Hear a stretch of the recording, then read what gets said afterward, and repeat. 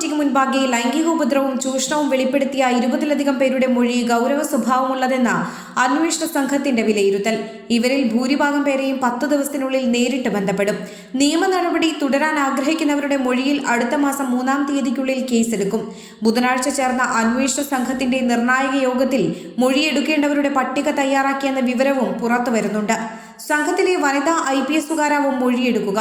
Committee റിപ്പോർട്ടിലെ മൊഴികളുടെ അടിസ്ഥാനത്തിൽ സ്വമേധയാ കേസെടുക്കുന്നത് സംബന്ധിച്ചും യോഗം ചർച്ച ചെയ്തു. ഹേമ കമ്മിറ്റി റിപ്പോർട്ട് പുറത്തുവന്നതിന് പിന്നാലെ നിരവധി ആരോപണങ്ങൾ ഉയർന്ന സാഹചര്യത്തിലാണ് പ്രത്യേക അന്വേഷണ സംഘം യോഗം ചേർന്നത്. ഹൈക്കോടതി നിർദ്ദേശത്തെ തുടർന്നാണ് ഹേമ കമ്മിറ്റി റിപ്പോർട്ടിന്റെ പൂർണ്ണരൂപം ക്രൈംബ്രാഞ്ച് മേധാവി H. വെങ്കിടേഷ് സാംസ്കാരിക വകുപ്പും സെക്രട്ടറിക്ക് കൈമാറിയത്. പല ഭാഗങ്ങളിലായി ഇത്രയും പേജുകൾ അന്വേഷണ ഉദ്യോഗസ്ഥർ വായിച്ചിരുന്നു.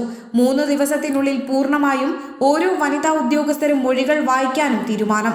അതിനുശേഷം ഗൗരവമെന്ന് വിലയിരുത്തിയ 20 പേരെ ആദ്യഘട്ടത്തിലും അവശേഷിക്കുന്നവരെ 2-ാം ഘട്ടത്തിലും വനിതാ ഉദ്യോഗസ്ഥർ നേരിട്ട് ബന്ധപ്പെടും. അവരെ കണ്ടെത്താൻ മൊഴി നൽകിയവരുടെ താൽപര്യം കൂടി അറിഞ്ഞ ശേഷമായിരിക്കും കേസെടുക്കുക.